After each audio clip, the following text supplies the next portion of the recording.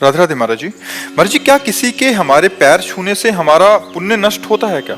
यदि आप पैर छुआते हो तो हमारी छुआने की इच्छा नहीं है, हम छू लेते हैं, कोई फर्क नहीं पड़ेगा। यदि हम खुशी होते हैं, हम छुआना चाहते हैं तो भजन नष्ट होगा, फिर पुण्य नष्ट होगा। यदि हम छुआना नहीं चाहते हैं, हमारी इच्छा नहीं है और वो जो हमारे पैर छूने आ रहा है उसको पहले हमने प्रणाम कर लिया, हमारी इच्छा भी नहीं है, तो पैर छू भी ले तो पुण्य नष्ट नहीं होगा। तो पैर छूना प्रणाम करना एक ही बात है।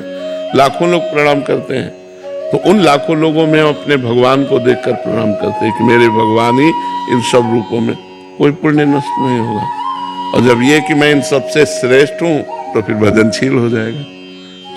सोच है, अगर सोच बदल गई तो फिर आपका पुण्य नष्ट हो जाएगा, और सोच सही रही तो पुण्य नष्ट नहीं होगा। सब में भगवान है, ये उसकी श्रद्धा है कि वो आपके पैर छू रहा है, लेकिन आप इस योग्य नहीं है।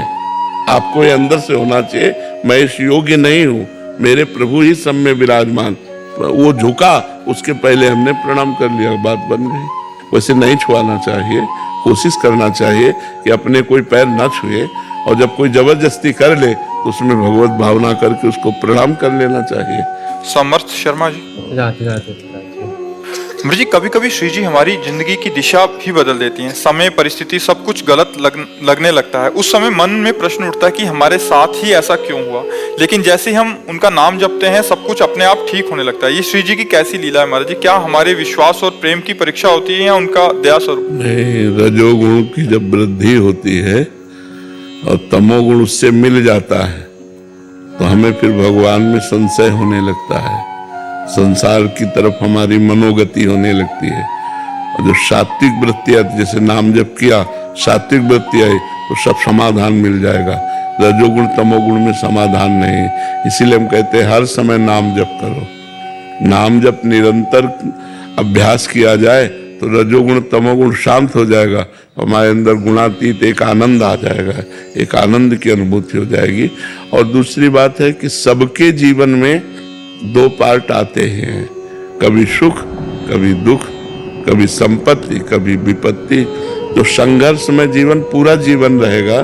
जब तक मनुष्य जीवन रहता है तब तक संघर्ष रहता है, हमको लड़ना पड़ेगा। तो नाम बल से, अध्यात्म बल से ही हम जीत सकते हैं। अगर अध्यात्म बल नहीं तब तो संसार में फिर नष्ट ही हो जाता है प्राणी। इसलिए नाम जप करते रहिएगा, भगवान का अधिक से अधिक जो प्रिय नाम हो वो नाम जप करते रहिएगा। और भोजन सात्विक रखिएगा, और रजोगुण तमोगुणी विषयों से बचिए और लोगों से बचिए। जिन लोगों के संग से कुमति उत्पन्न होती है, ऐसा कुसंग का त्याग कीजिए। यो संगास त्यजति, यो महानुभाव सेवते, यो ममतास त्यजति, सतरति सतरति सतारयति। जो कुसंग का त्याग कर देता है, संत महापुरुषों का संग करता है और ममता रहित हो जाता है, वो भगवान के भजन के प्रभाव से वो सबको तारने की सामर्थ्य रख लेता है। स्वयं तर जाता है, दूसरों को भी तार देता है। इसलिए पवित्र भोजन पाओ, सत्संग करो, नाम जप करो, कैसी भी विपत्ति आए घबराओ मत।